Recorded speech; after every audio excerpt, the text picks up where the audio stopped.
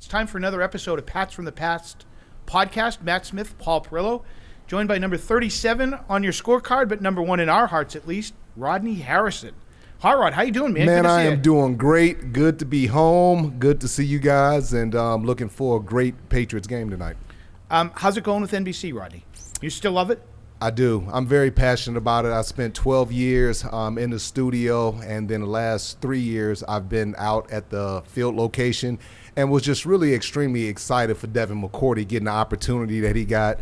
NBC likes Patriot guys, and he's smart, and he's doing a wonderful job. Really proud of him. Before we started here, I was actually thinking about this. Here comes Rodney Harrison driving into Patriot Place, a drive that you are familiar with for many, many times, but you're in a different part of your life. I am. When you're driving in here, Rodney, what goes through your mind? Just so many great memories, just the opportunity to be able to come out here and play, and Coach Bill and Robert Kraft giving me the opportunity to come out here and really just be part of something special, and all the great players that I played with, but also, just riding over here with Tony Dungy. It brought up some great memories of us just kicking the coach's butt and just bonding together as a team, and just all those hard practices in the rain, in the snow. And just it gave me a greater appreciation for everything that we've accomplished, because it's very difficult to do. Yeah, we were joking around just before we started. My guess is that Tony's memories aren't quite as warm and fuzzy as yours. For a September, it couldn't be a more perfect night. He was probably wondering why it's not snowing as he was driving in. But I tell you this, man, just talking to Coach, he has a lot of respect for the Patriots organization, Coach Bill, and everything that we've accomplished. And I mean, those battles were epic. You're talking about going against Dungy and how well prepared he had his team, Peyton Manning, all the great players that they had. I mean, I can't believe I'm 50 years old when I walked over here. Brother, I was, 29 years old, and now I'm 50, and just like you talked about, different part with kids. I got a son that plays for the University of Tennessee who got their butts kicked yesterday, but it's just really nice to be back, and it's nice to see you guys still, talking football. Appreciate that. So I'm going to put you on the spot a little bit here as you're waxing nostalgia, and it's amazing what life, is. But who would have ever thought 15 years ago that you and Tony Dungy would be together on a broadcast and doing that? That's a small world that your lives intersect like that.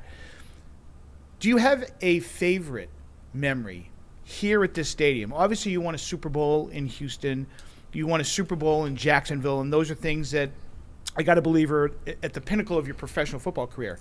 Here at Gillette, Rodney, is there something special that you remember that takes a cake of the ultimate memory that you might have here? I think just, I don't know, I don't remember the exact game, but just when Coach Belichick, I think it was, when was it AFC Championship game, when he gave me a big hug and said, "I'm glad we got you here."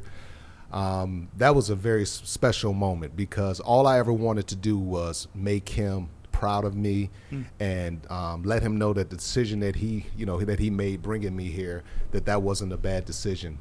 And he gave me an opportunity when so many around the league kind of frowned upon Rodney Harrison. He believed in me. He gave me a bunch of freedom where I can go out there and just play and express myself. And I just couldn't love a coach more than I got love for Coach Belichick. You talk about that freedom that he gave you, and I wanted to ask you about, it was one of the 2 playoff games. I'm not sure if it was 03 or 04, but when you and Ty it must have been 03, because I don't think Ty was involved. He had 3 picks or Yeah, something. and you guys kind of swapped. You were kind of up in the corner spot, popping guys and allowed Ty to, just that kind of freedom. Was that something that you guys had spoken about before that game? And he never really questioned. He said, "Hey, you guys kind of do what you want to do as long as you're in the proper spot and you guys communicate." And that's the type of freedom that he allows veteran players, guys that he trusts. We put so much hard work and effort in and preparation. So when we did something like that, I know he's on the sideline panicking, but Ty Law and I mean, to be able to play with a guy like Ty, a Hall of Famer,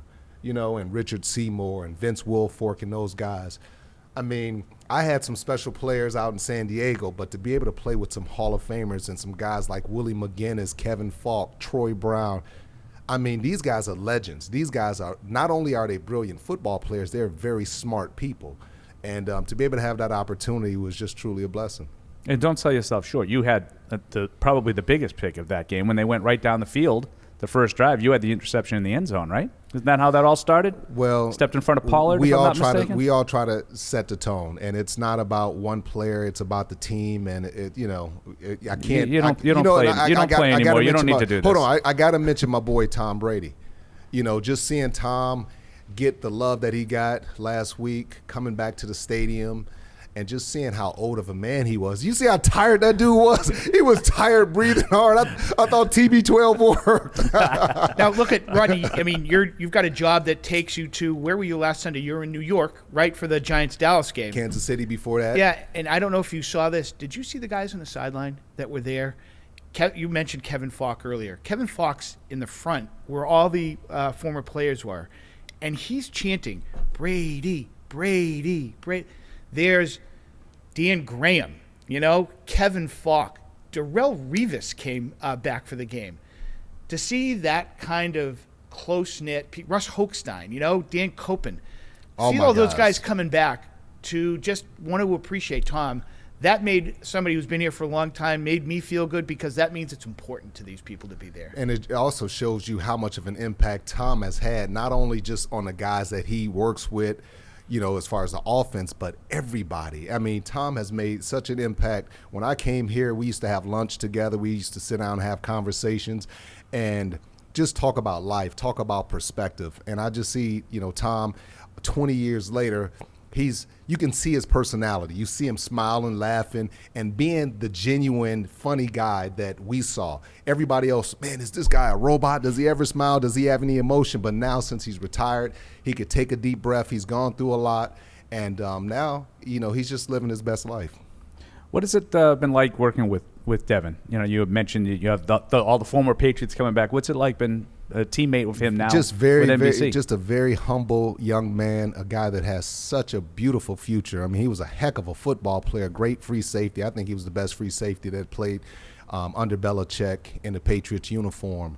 A guy that it matters to him, and you can tell with his preparation, the conversations that we've had. I try to offer him a little bit of advice, but just a family man, great husband. I'm just extremely proud. I never thought that NBC would give another Patriots safety an opportunity, so I felt really proud of that, because I take pride in my job. I take pride in trying to do the right thing, being consistent. It's been 15 years, and people look, oh, what happened to you? You're not in the studio. Well, God had something different for me. I went from the studio to being on the field, where I can interact with players, coaches, general managers, and just being so close to the game. And Devin's doing such a wonderful job in the studio.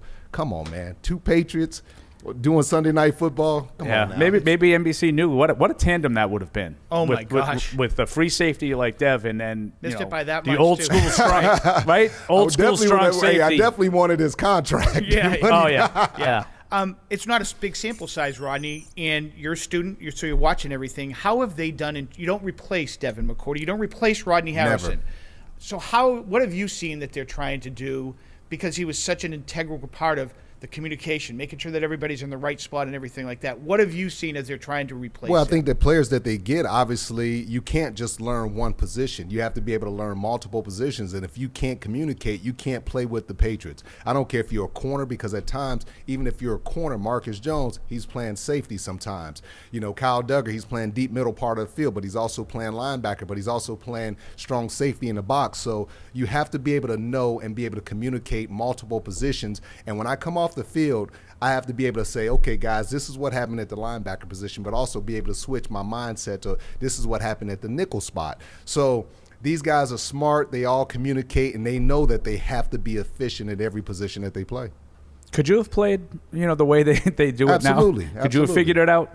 See, the difference would have been, and the reason why I used to hit guys up high, because guys would actually come and tell me, hey, Rod, come on, man, avoid my knees, because I'm trying to make a living. I got 3 kids and a wife, and I'm like, cool, I don't mind. I don't want to hit you in the knees. But if you're asking me, I can go full speed and hit a guy in his knees now, as opposed to hitting him up high, trying to protect him, then I would have made the necessary adjustments, definitely. We're having a conversation with former Patriot and Patriot Hall of Famer Rodney Harrison. Later this fall, next month to be exact, 2 people are actually going into the Patriots Hall of Fame.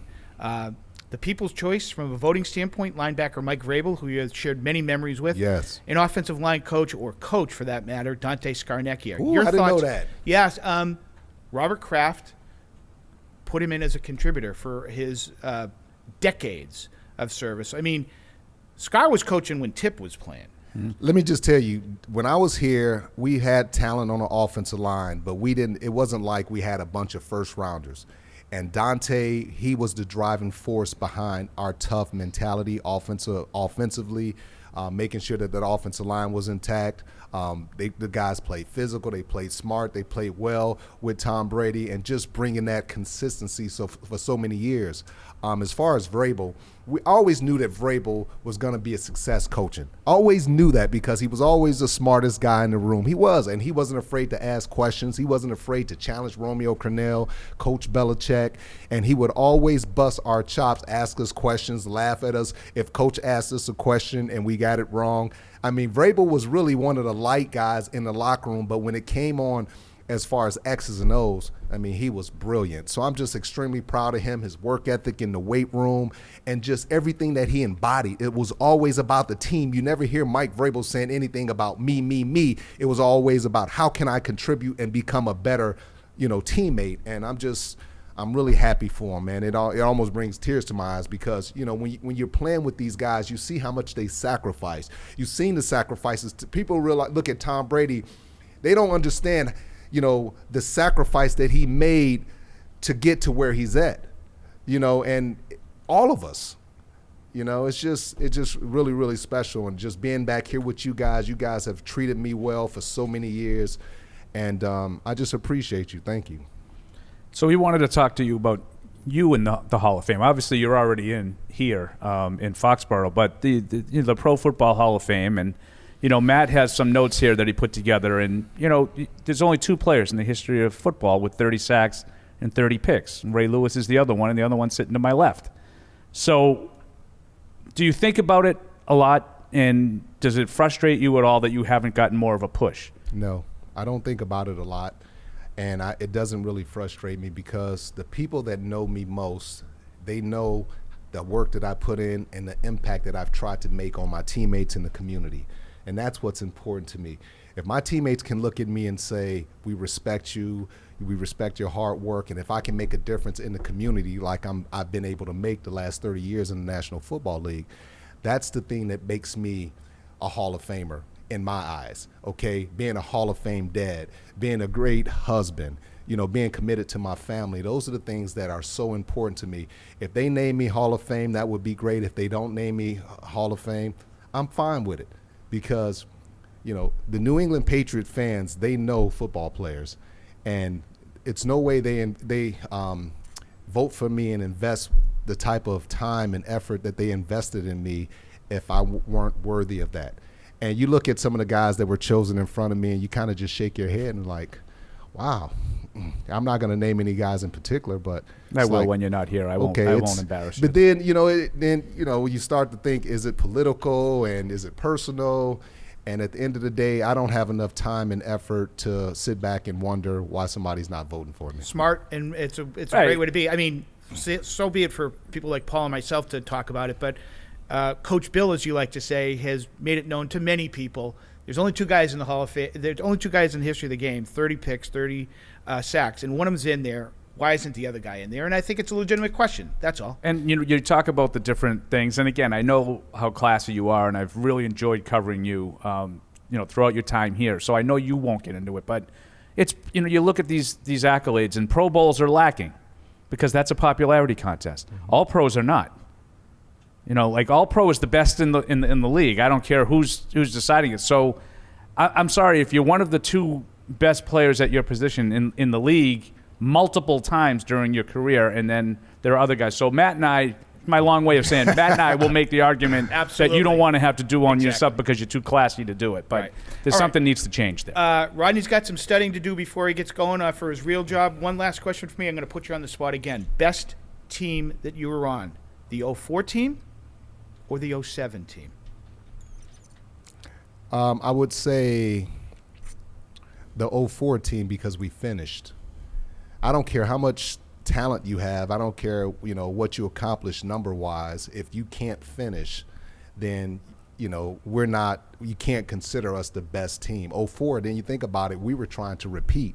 Not consciously we're trying to repeat, because you erase it and you try to move on to the next season, but to be able to win back-to-back championships is something that hasn't been done in over 20 years.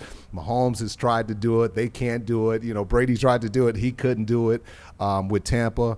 It's very difficult to do, and I'm just, like I said, this is my moment, opportunity to say thank you to all the fans that have supported me, that have been here for me, cheered for me, raised me up, lifted me up when I got injured, encouraged me, and have prayed for me. So I thank these fans. I thank you guys for this opportunity. His name is Rodney Harrison. You can watch him tonight and every Sunday night on Sunday Night Football, Football Night in America. Don't miss it. It's the best pregame show around. And I say that with not a hint of hyperbole. It is the best pregame show around. Good to see you, kid. Thank you. Thanks for your time. Thank you.